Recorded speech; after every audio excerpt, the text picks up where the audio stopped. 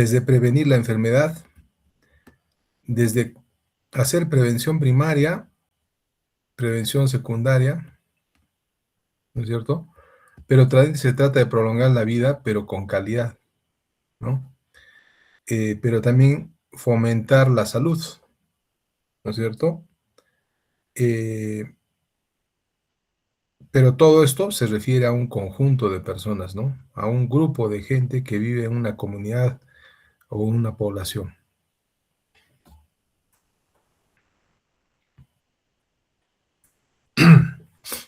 Entonces, algunas funciones que tiene la salud pública, como el monitoreo, la evaluación y el análisis del estado de salud de la población, la vigilancia, la investigación y el control de riesgos y amenazas para la salud, la promoción de la salud, el aseguramiento de la participación social en la salud, la formulación de las políticas y la capacidad institucional de reglamentación y cumplimiento en salud pública, el fortalecimiento de la capacidad institucional de planificación y mantenimiento y manejo, perdón, en la salud pública, la evaluación y la promoción del acceso equitativo a los servicios de salud necesarios, ¿no? También incluye la capacitación y el desarrollo de los recursos humanos, la seguridad de la calidad de los servicios de salud, la investigación en salud pública y por último, la reducción de la repercusión de las emergencias y los desastres en salud pública. Entonces, fíjense todo lo que abarca, ¿no? La salud pública, ¿no? Ahora, ¿cuáles son las prioridades, ¿no? ¿Cuáles son las prioridades?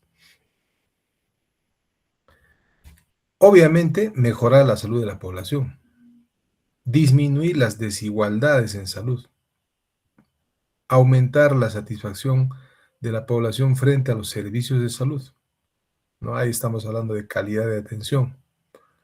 Asegurar la calidad de las intervenciones sanitarias. Aseguramiento universal en salud, ¿no? Bueno, por lo menos eso se ha conseguido en el Perú, ¿no? Había una brecha, ¿no? Por asegurar. El seguro integral de salud nació como seguro escolar, nació como seguro materno-infantil, ¿no? ¿Qué quiere decir? Que solamente cubría a los escolares y a las gestantes y a los recién nacidos. No les estoy hablando de la época del 2000 para adelante, ¿no? O sea, el seguro no cubría antes a todas las personas como ahora, ¿no? Después incluyeron a los adultos mayores. Después incluyeron a los adultos y después solamente dijeron para enfermedades agudas. Y ahora cubre también para enfermedades crónicas, ¿no? Pero había una población que no estaba incluida, ¿no? Los universitarios, o sea, ustedes, que perdían su salud a los 18 años y se quedaban sin ningún seguro.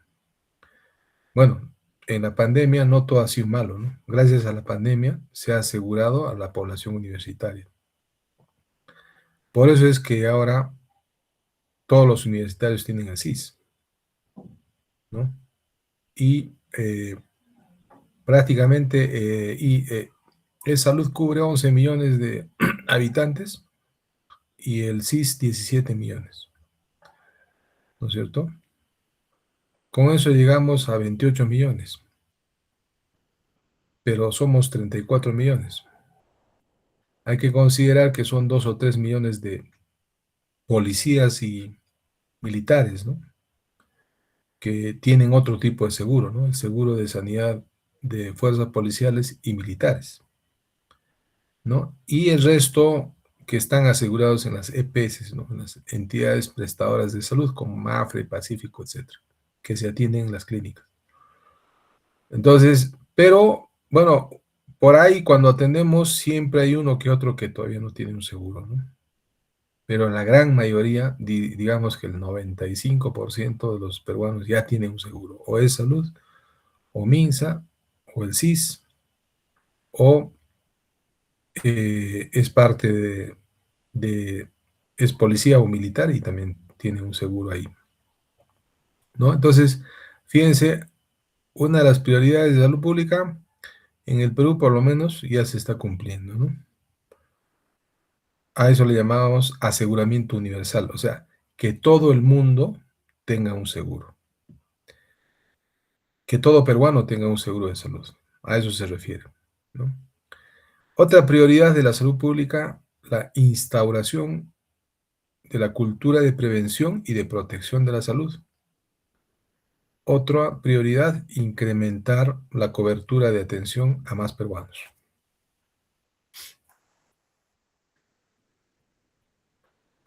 Ahora, ¿cuáles son las estrategias para lograr estas prioridades? ¿No? En primer lugar, la protección de la salud, ¿no? Que son actividades de salud pública dirigidas al control sanitario del medio ambiente en su sentido más amplio, con el control de la contaminación del suelo, el control de la contaminación del agua, el control de la contaminación del aire y el control de la contaminación de los alimentos.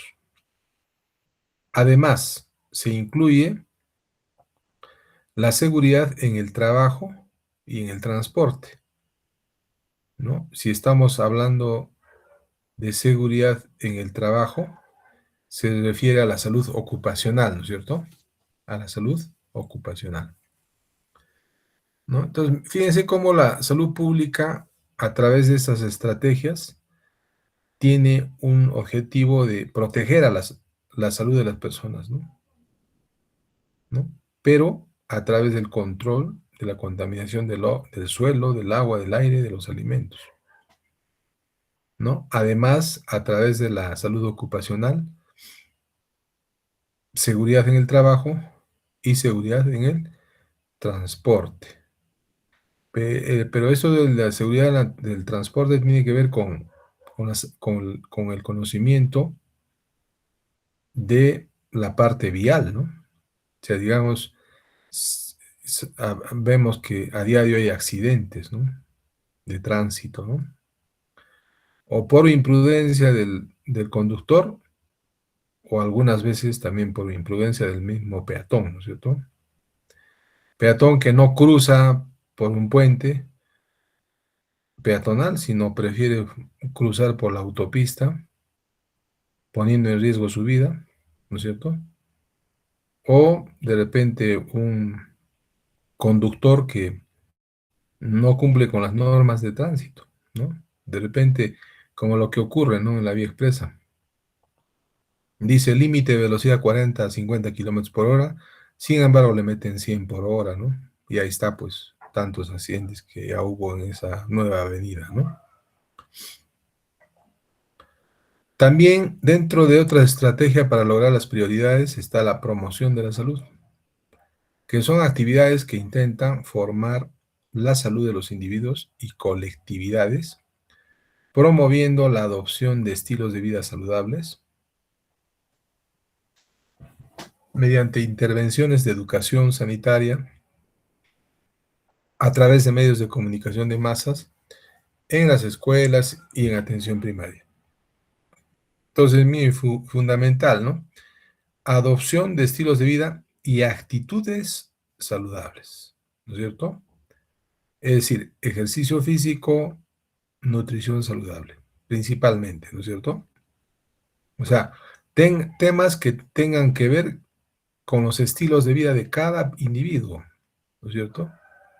Va a depender de eso si esta persona va a enfermar o no, ¿no es cierto? Una manera de prevenir muchas enfermedades es haciendo ejercicio de manera regular, como lo vamos a ver más adelante en otra clase, ¿no? Y ahora está de moda la nutrición, ¿no?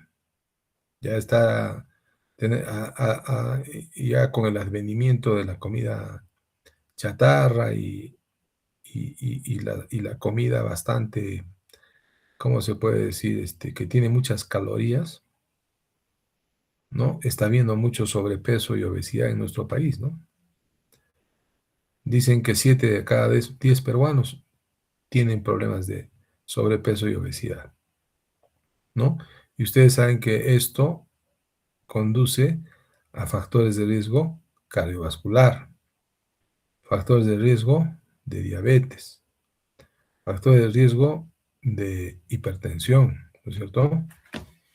De cáncer, ¿no? Ahora está de moda el cáncer también, no solamente en adultos, antes el cáncer era de los adultos mayores, pero ahora está habiendo cáncer en jóvenes también. ¿Qué otras estrategias para lograr estas prioridades? Prevención de la enfermedad, ¿no? Se basa en intervenciones de prevención primaria, prevención secundaria o detección precoz de enfermedades y de prevención terciaria o de contención y rehabilitación de la secuela dejada por el o los daños de las funciones físicas, psíquicas o sociales, ¿no? Entonces, en el tema de prevención, hay varios tipos de prevención, ¿no? La primaria, secundaria, terciaria, incluso ahora hay una prevención cuaternaria también, ¿no? Y como vamos a ver más adelante, también existe la prevención precoz, ¿ya? Llámese aquella prevención primaria a aquella acción que hacemos para evitar la aparición de la enfermedad. El ejemplo típico es la administración de vacunas, ¿no? Los niños que reciben sus vacunas, este, forman anticuerpos para evitar la enfermedad, ¿no es cierto? Ese es un ejemplo típico de prevención primaria. La prevención secundaria ya es cuando nosotros detectamos tempranamente la enfermedad para contenerla, para tratarla, ¿no? Y sobre todo para evitar complicaciones, ¿no? Ejemplo, si a un paciente con hipertensión le damos su tratamiento y controlamos su hipertensión, entonces vamos a evitar la aparición de complicaciones como nefropatía diabética, retinopatía diabética, cardiopatía diabética, ictus, infarto, etcétera, ¿no? Entonces, la prevención terciaria, más que todo, para lo que es rehabilitación, ¿no? Como dice acá, ¿no? Y prevención cuaternaria también vamos a hablar en otro momento. Y también de la prevención precoz. Otra estrategia, pues, para lograr las prioridades en salud es también la restauración de la salud, ¿no? Eso ya es la prevención secundaria. O sea, lo que hacemos cuando hacemos un diagnóstico y un tratamiento de las enfermedades, ¿no? Consiste en todas las actividades que se realizan para recuperar la salud que se ha perdido, ¿no? Como en este caso, que son responsabilidad de los servicios de asistencia sanitaria que despliegan sus actividades en dos niveles. Atención primaria, ¿no? Como lo que hacemos en los centros y puestos de salud, y atención hospitalaria, a la cual llamamos atención secundaria. Las acciones de la salud pública responden a las funciones esenciales, ¿no? Ya que con ellas se procede a cumplir con actividades organizadas. También vamos a tocar el tema de funciones esenciales de la salud en este curso. ¿Ya? Entonces, la restauración de la salud es la parte recuperativa, ¿no? Cuando hacemos diagnóstico de enfermedades y tratamiento. Ojo, siempre en cuando el tratamiento sea oportuno, porque hay que tomar en cuenta que cuando hacemos un tratamiento ya tardío, digamos, el efecto ya no es el que esperamos, ¿no es cierto? Por ejemplo, paciente hipertenso de larga data o de largo aliento, como decían mis maestros del pregrado, que nunca se trató, ¿no? Entonces ya te viene a tu consulta con complicaciones. Hipertenso con complicaciones. Ya tiene los riñones dañados, ya tiene las retinas dañadas, ya tiene una hipertensión perdón, una hipertrofia concéntrica del ventrículo izquierdo, ¿no es cierto? O de repente ya te viene con un ictus, o de repente ya te viene con una hemiplegia, ¿no es cierto? Y ya un hipertenso descompensado y complicado, ¿no es cierto? Entonces, en ese caso ya la recuperación, ¿no es cierto? Ya va a ser más difícil, ¿no? En este caso ya hablaremos de rehabilitación, ¿no? Si es una hemiplegia, entrará en rehabilitación, ¿no es cierto? Si es una insuficiencia renal crónica terminal, entrará en diálisis, ¿no es cierto? O en trasplante de riñón. Si es una retinopatía diabética, el paciente se quedará ciego. Si es una hipertrofia concéntrica del ventrículo izquierdo, ¿no? De repente el paciente hará un infarto o de repente hará un ACV hemorrágico, ¿no es cierto? Entonces ya un paciente con la enfermedad descontrolada o descompensada con complicaciones, ¿no es cierto? La restauración de la salud ya no será una restauración completa, ¿no? No es lo mismo que te venga a tu consulta un paciente hipertenso, pero sin complicaciones. Entonces, en ese aspecto, tú tratas la enfermedad, controlas la enfermedad con los medicamentos y con el cambio de dieta, de repente una dieta hiposódica, etcétera, etcétera.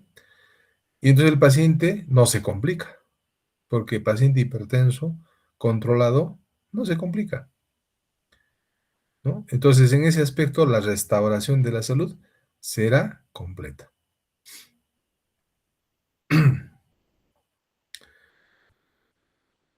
Bien, vamos a hablar ahora del modelo de atención primaria. Modelo de atención primaria. Esto van a escuchar mucho en vuestra vida, mucho, mucho. Hoy en día al menos se habla mucho más todavía de lo que es atención primaria. Y durante la pandemia también se habla mucho de lo que es atención primaria, ¿no es cierto? Siempre han dicho que vamos a fortalecer la atención primaria y nunca se ha fortalecido, ¿no? Hemos tenido una pandemia que ha durado casi 4 años y, y no hay, por ejemplo, nosotros en mi centro de salud necesitamos 120 millones para ampliar y remodelar este centro y equipar y traer especialistas, pero no les importa, no les interesa, ¿no? ¿Cuándo saldrá ese proyecto? Estamos prácticamente abandonados. Atención primaria de salud. Un sistema es un sistema de salud basado en la atención primaria de salud, es aquel que garantiza la cobertura, ¿no? ¿No? Cobertura. ¿Qué quiere decir coberturar? Es cubrir, ¿no? A la totalidad de la población que ha sido adscrita a ese centro de salud, ¿no? ¿No? Y otra cosa, garantizar el acceso universal a los servicios de salud. O sea, que no tengamos ninguna persona de nuestra jurisdicción que no pueda acceder, por cualquier motivo, ¿no? Nosotros tenemos que garantizar ese acceso, ¿no? Los cuales son aceptados para la población y promueven la equidad, ¿no? Hay que ser equitativos, ¿no? A todos por igual, ¿no? Que presta atención integral, ¿qué quiere decir? Eh, de todos los problemas que el usuario tiene, ¿no? Y no solamente enfocarse en la parte física, sino también en la parte mental y también en su entorno, es decir, en su familia o en sus vecinos, ¿no es cierto? A eso le llamamos atención integral, integrada y apropiada a lo largo del tiempo, es decir, en el tiempo, vamos a hacer seguimiento al paciente, ¿no es cierto? Y que pone énfasis en la prevención, ya hemos hablado qué cosa es prevención, y en la promoción, también hemos hablado de qué cosa es promoción, y garantiza el primer contacto, o sea, nosotros como centro de salud debemos ser el primer contacto, ¿no? Pero muchos pacientes se autorrefieren, ¿no? Se van de frente al hospital, ¿no? Entonces, el modelo de atención primaria tiene que garantizar el primer contacto del usuario con el sistema de salud, tomando a las familias y comunidades como base para la planificación y acción, ¿no? Y requiere un sólido marco legal, obviamente, un sólido marco institucional y organizativo, además de recursos humanos, recursos económicos y tecnológicos adecuados y sostenibles. Emplea prácticas óptimas de organización y gestión en todos los niveles del sistema, ¿no? Para lograr calidad, para lograr eficiencia, para lograr efectividad y desarrolla mecanismos activos con el fin de maximizar la participación individual y colectiva en la materia de salud, ¿no? Siempre se habla de que hay que promover que la comunidad participe también, ¿no? Tanto en lo que es prevención, promoción, ¿no? Y recuperación de la salud.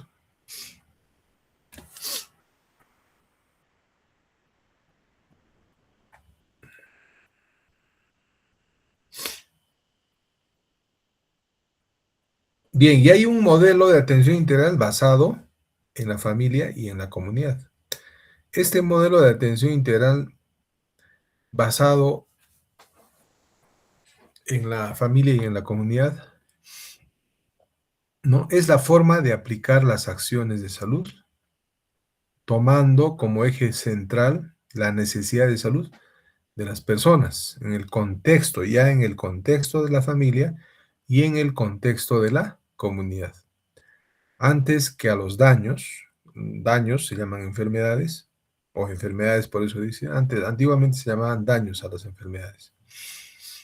El modelo de atención integral establece la visión multidimensional y biopsicosocial, es decir, al ser humano en su integralidad, ¿no?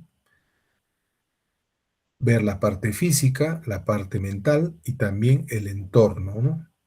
A eso se llama visión biopsicosocial, ¿no? Biopsicosocial de las personas e implica la provisión continua y coherente de acciones dirigidas al individuo, a su familia y a su comunidad, desarrollada en corresponsabilidad con el sector salud, la sociedad y los otros sectores, para la promoción, prevención, recuperación y rehabilitación de la salud, con la finalidad de mejorar el estado de salud para el desarrollo sostenible, ¿no? Entonces, este es un modelo mucho más integrativo, ¿no? Por eso se llama modelo de atención integral basado en la familia y en la comunidad. Bien, y ahora vamos a entrar al concepto de salud, ¿no? El concepto de salud. Ya hemos conceptualizado todo lo que es salud pública, ahora vamos a conceptualizar la salud, ¿no? Creo que ya muchos de ustedes ya conocen, ¿no es cierto? Este concepto seguramente en muchas asignaturas lo han visto, pero hay que tenerlo siempre presente, ¿no?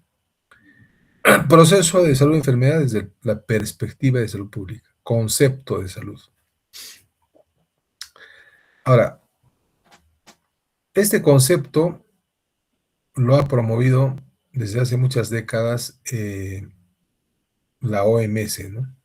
Entonces, la salud es el estado de completo de bienestar físico, mental y social, y no solamente la ausencia de enfermedades o afecciones, ¿no? Completo bienestar físico, completo bienestar mental, completo bienestar social, y no es solamente la ausencia de enfermedad. Entonces, según la OMS, la salud es un estado en el que el ser orgánico ejerce normalmente todas sus funciones. Además, se puede definir a la salud como aquellas condiciones físicas óptimas en que se encuentra un organismo en un momento determinado. También se define la salud, perdón, la salud como un estado de completo bienestar físico, mental y social, lo que hemos dicho ahorita, ¿no? Y no solo la ausencia de enfermedad o dolencia. También se define como la capacidad de desarrollar el propio potencial personal y responder de forma positiva a los retos del ambiente. Esto lo dijo la OMS, la Organización Mundial de la Salud, en 1985. Ahora, según la OMS, en 1946 se definió la salud como un estado de completo bienestar físico, mental y espiritual, emocional y social, y no solamente la ausencia de afecciones y enfermedades, ¿no? Acá ya le agrega la parte espiritual, le agrega la parte emocional, ¿no? En consecuencia, la salud implica que todas las necesidades fundamentales de las personas estén cubiertas, ¿ya? Por ejemplo, las necesidades afectivas, sanitarias, nutricionales, sociales y culturales.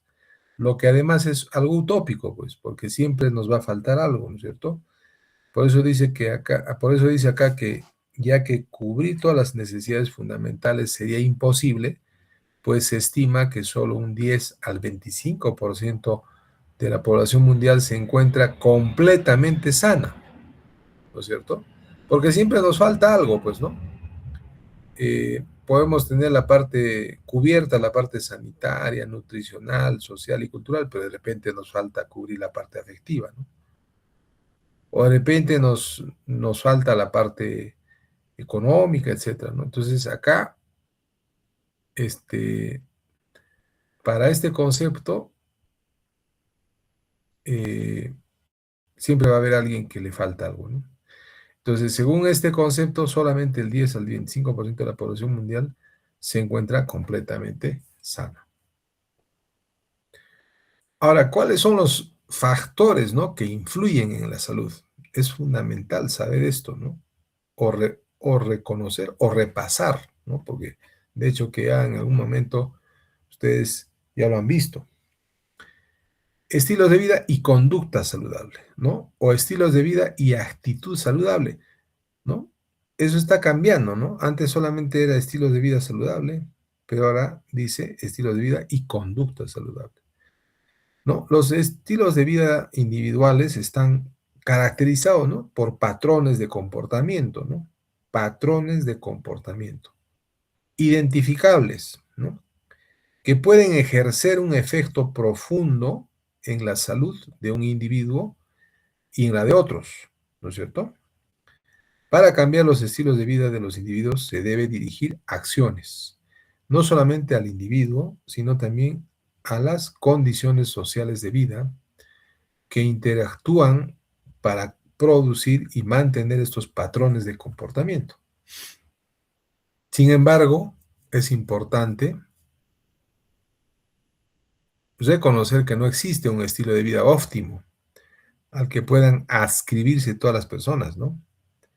La cultura, los ingresos, la estructura familiar, la edad, la capacidad física, el entorno doméstico y laboral harán más atractivas, factibles y adecuadas determinadas formas y condiciones de vida.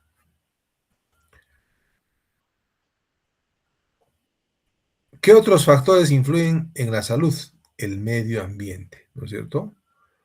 La salud ambiental está relacionada con todos los factores físicos, químicos y biológicos externos de una persona. Es decir, que engloba factores ambientales que podrían inducir en la salud y se basa en la prevención de las enfermedades y en la creación de ambientes propicios para la salud. Por consiguiente, queda excluido de esta definición cualquier comportamiento no relacionado con el medio ambiente, así como cualquier comportamiento relacionado con el entorno social y económico y con la genética.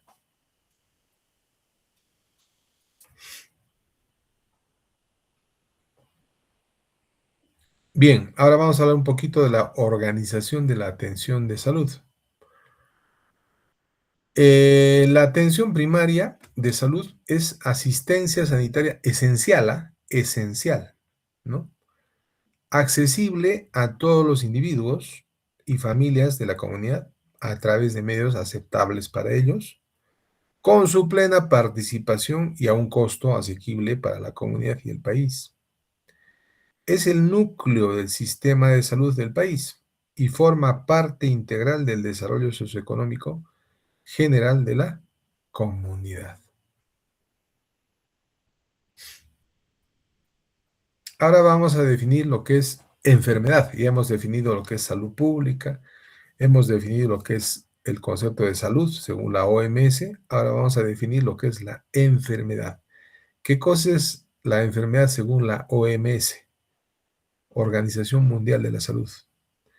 Entonces, la OMS define la enfermedad como la alteración o desviación del estado fisiológico en una o varias partes del cuerpo, ¿no?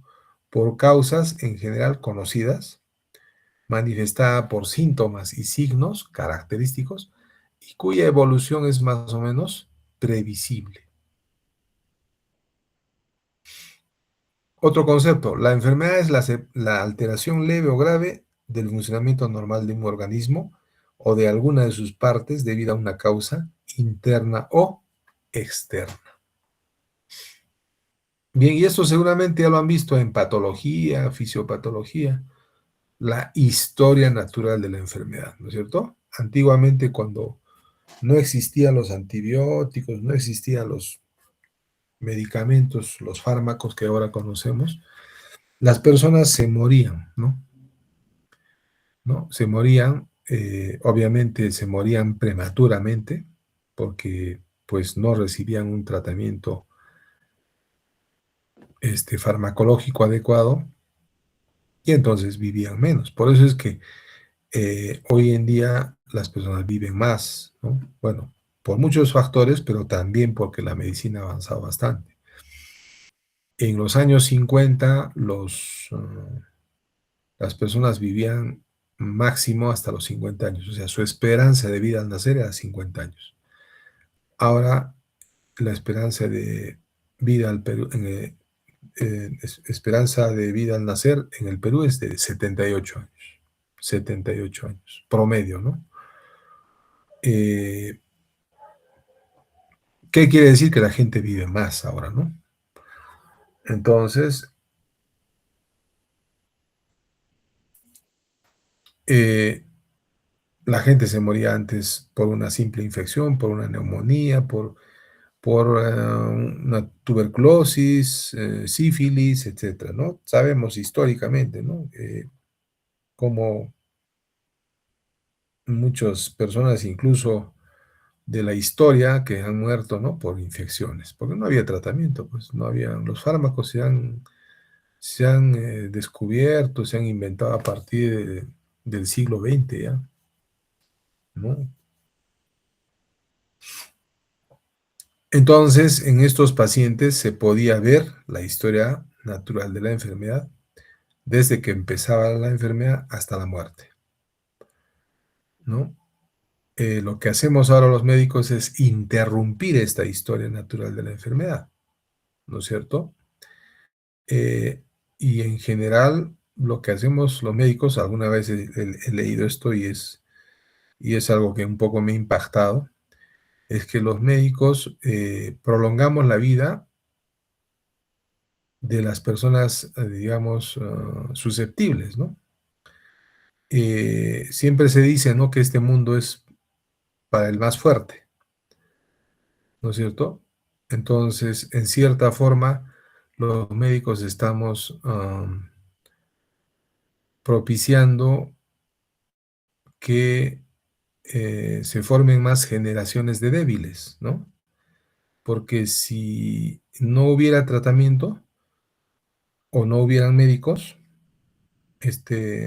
solamente sobrevivirían los más fuertes y los más débiles se morirían, ¿no es cierto? Y siempre dicen, ¿no? Que este mundo no es para débiles, sino para los más fuertes, ¿no? Entonces, la verdad que cuando me di cuenta de eso, analicé y me sentí impactado, ¿no? Porque en cierta forma, gracias al avance de la ciencia médica y de los médicos y de los fármacos, es que la gente vive más, entre otros factores, ¿no? Sin embargo, este, las generaciones que nacen a partir de débiles, se supone que son más débiles, ¿no? Y las generaciones que nacen a partir de gente más fuerte, obviamente se hacen más fuertes, ¿no? Entonces, da la impresión que los médicos hacemos una labor como para que podamos aumentar la cantidad de humanos débiles, algo así. No sé si me dejo entender. Bueno, después lo vamos a discutir eso. Pero hay que analizar ese tema, ¿no? Hay que analizar ese tema. Y se ha visto en la pandemia, ¿no? Quiénes han muerto y quiénes han sobrevivido, ¿no? Han muerto los que tenían factores de riesgo, ¿no? Los diabéticos, los obesos, los que tenían enfermedades crónicas, los que estaban inmunológicamente débiles, ¿no es cierto? Porque les agarró el virus y los mató, pues simplemente, ¿no? En nuestro país ha habido 200.000 muertos, ¿no? Se puede decir que es el 10% de toda la cantidad de muertes que ha habido a nivel mundial, porque a nivel mundial ha habido 2 millones de muertes, ¿no? Y hablábamos de que nos admiramos por la cantidad de muertes, ¿no? Sin embargo, las otras pandemias han tenido más muertos, ¿no? Entonces, se puede decir que con la ciencia avanzada, las vacunas y todo eso, se ha evitado muchas muertes, obviamente, porque, a ver, si hacemos una revisión y vemos la gripe española, por ejemplo, en la Primera Guerra Mundial, ¿no? Un brote que empezó en los soldados de España en la Primera Guerra Mundial, se trataba pues de un virus, ¿no? El virus de la influenza, que produjo pues la famosa gripe española, la pandemia o la epidemia de la gripe española. En esta gripe han muerto 10 o más millones, promedio de 10 millones de personas han muerto, 10 millones, ¿no? O sea, comparado con los 2 millones, incluso en la historia se habla de 18 millones, incluso más, ¿ah? O sea, porque como no está registrado, pero se estima que ha habido entre 10 y 18 millones de fallecidos por la gripe española en la Primera Guerra Mundial. Estamos hablando de 1930, ¿no? 1925 más o menos. Y en el año 1200, en Europa, hubo pues la peste negra, ¿no? La peste bubónica, ¿no? Porque les aparecía bubones, por eso le decían la peste bubónica, ¿no? Transmitida pues por una riqueza, ¿no? Esta riqueza que vivía en las pulgas de las ratas. Entonces las personas que estaban siendo picadas por las pulgas enfermaban y no había tratamiento. Pues estamos hablando de 1200, imagínense. Ni siquiera sabían de qué enfermedad se trataba, ¿no? O sea, simplemente se morían. Entonces, en el año 1200, la peste negra diezmó la población europea. Murieron más o menos las 2/3 partes, ¿no? De Europa, ¿no? Y esto era transmitido pues, por los barcos del Mediterráneo, que iban de pueblo en pueblo. Entonces, pero resulta que en la parte baja de los barcos siempre hay una parte inundada, ¿no? Donde estaban las ratas. Y entonces la enfermedad se diseminó por toda Europa gracias a los barcos, ¿no? Que transportaban a las ratas y las ratas tenían la pulga, ¿no? Y la pulga transmitía por la enfermedad. Entonces, imagínense, o sea, 2/3 partes de Europa desapareció, murió por la peste negra en el año 1200, ¿no? Es una gran epidemia que hubo, o pandemia se puede decir que hubo en Europa, ¿no? Después ha habido otras pequeñas epidemias también, ¿no? Estamos hablando de la epidemia del cólera, por ejemplo, que hubo en Europa en el año 1900, 1901, en Gran Bretaña, reventó pues este tema de la epidemia del cólera, ¿no? Y era que las aguas servidas de los baños se iban pues a los ríos sin tratamiento, como ahora, ¿no? O sea, que vemos en nuestro medio que todavía las aguas servidas se van a los ríos y contaminaban el agua, pues, y entonces les dio pues la epidemia del cólera, en el año 1901. Al Perú llegó el cólera en 1992. También hubo una pequeña epidemia, ¿no? Eh, y esta gripe española de 1930 de Europa llegó al Perú en 1900, no, en el año 2010, ¿no? Hemos tenido una epidemia por, por influenza, ¿no? Mucha gente murió también en esta epidemia, ¿no? Ya me acuerdo que ahí usamos el oseltamivir como un antiviral para los que, y teníamos problemas porque la, este, la, la prueba del hisopado nasofaringio o faringio no se procesaba en las regiones, se procesaba en Lima, en el Instituto Nacional de Salud. Y cuando uno mandaba este, esta muestra, ¿no? De hisopado faringio, llegaba pues en 3 meses, imagínense. No nos servía de nada, pues. ¿Por qué? Porque ustedes saben que los del Tamivir se tiene que usar lo más pronto posible. O sea, si el paciente ha empezado eh, con los síntomas hoy día, o sea, el tratamiento tiene que empezarse los primeros días. Si ya te viene un paciente con influenza después de muchos días, ya no se puede, ya no sirve el antiviral, ¿no? Entonces simplemente hay que dar tratamiento paliativo, ¿no? Es decir, para los, mejor dicho, sintomático, tratamiento sintomático, ¿no? Para la fiebre, el malestar, etcétera. Bien, entonces, historia natural de la enfermedad, ¿no es cierto?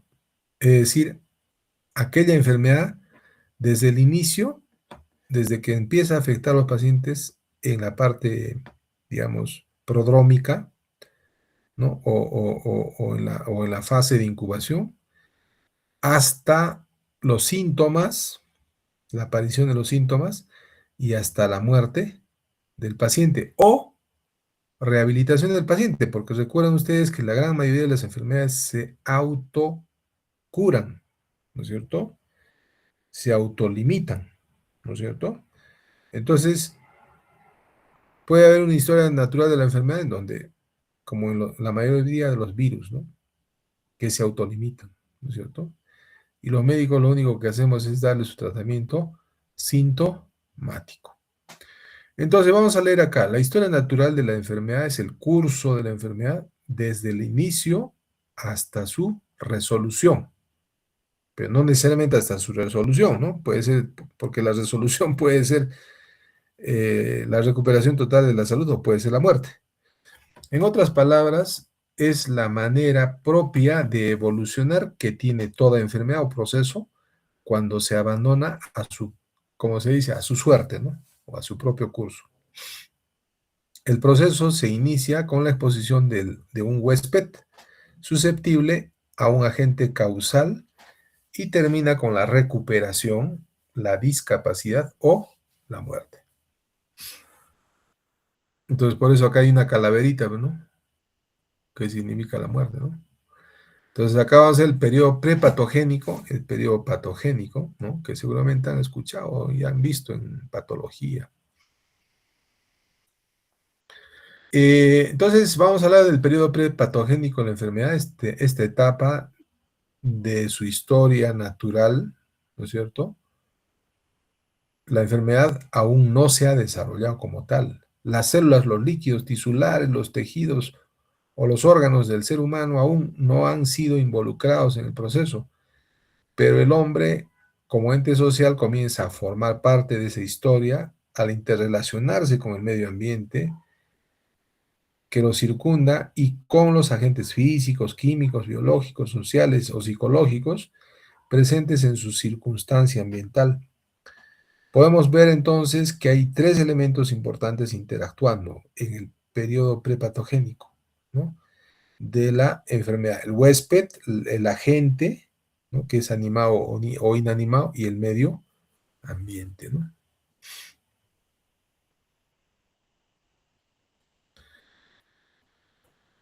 En el proceso de salud y enfermedad, en el hombre depende de las características de estos tres elementos y tiene su origen en un periodo de tiempo anterior al envolvimiento del propio organismo. Así, por ejemplo, el hombre es el reservorio del plasmodio, pero la aparición de un nuevo caso de malaria depende de las características del huésped, hábitos y costumbres, de las características biológicas del plasmodio, en este caso resistencia, patogenicidad, virulencia, también le llamamos, ¿no? Etapa de su desarrollo, etcétera, y de las características del ambiente, ¿no? Como las aguas estancadas, humedad, geografía, clima, etcétera, que facilita la aparición del vector, ¿no?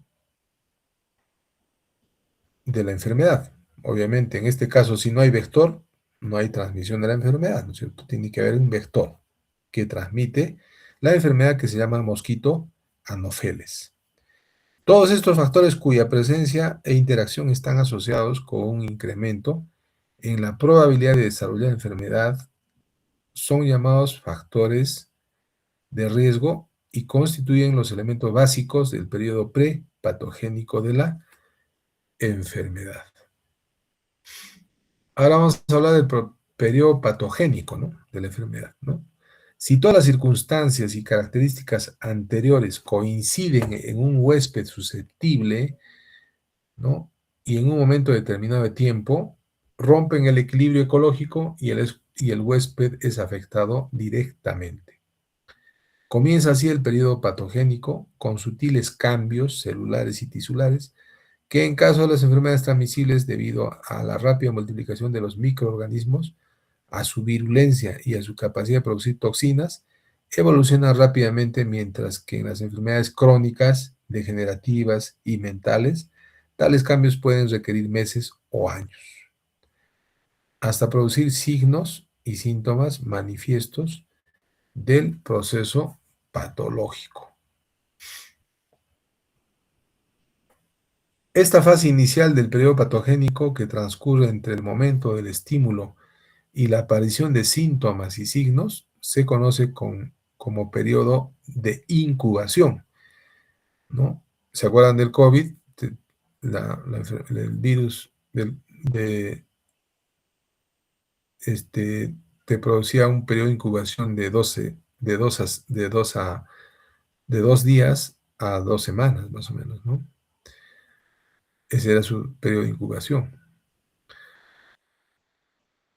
¿no? Entonces el periodo prodrómico también le llamamos, ¿no?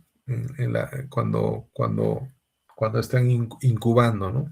El virus en este caso, ¿no? Entonces, este periodo de incubación de las enfermedades transmisibles y como periodo de latencia en las enfermedades crónicas, tanto físicas como mentales, ¿no? Así, por ejemplo, el periodo de incubación de la gonorrea es por lo general de 3 a 4 días, mientras el periodo de latencia de la enfermedad aterosclerótica del corazón puede ser de 20 años o más.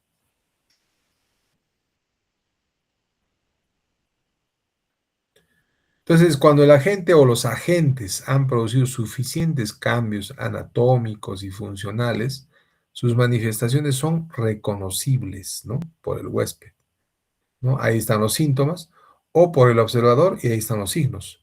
La presencia de ese primer síntoma o signo inicia el periodo clínico de la enfermedad, ¿no? Este periodo clínico amerita, con fines médicos y epidemiológicos, subdividirlo de acuerdo al estado del desarrollo. Así, en el caso de ciertos tipos de cáncer, se utiliza una clasificación según su localización: carcinoma in situ o metástasis regionales o metástasis a distancia, cada una de las cuales tiene diferente tratamiento y pronóstico, siendo indicativas además de diferentes momentos en la evolución del periodo patogénico. Y por último, ¿no?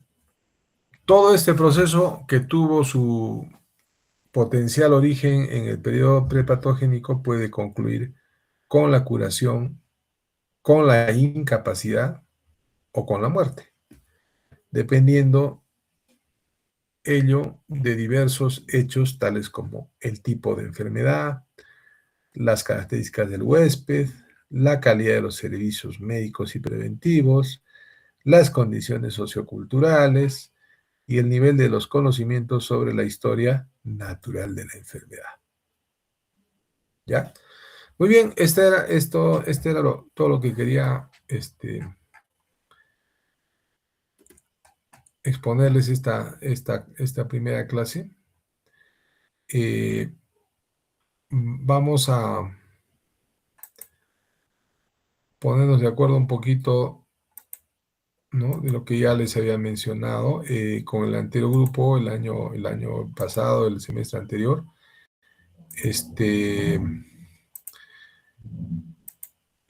Nuestra forma de trabajo era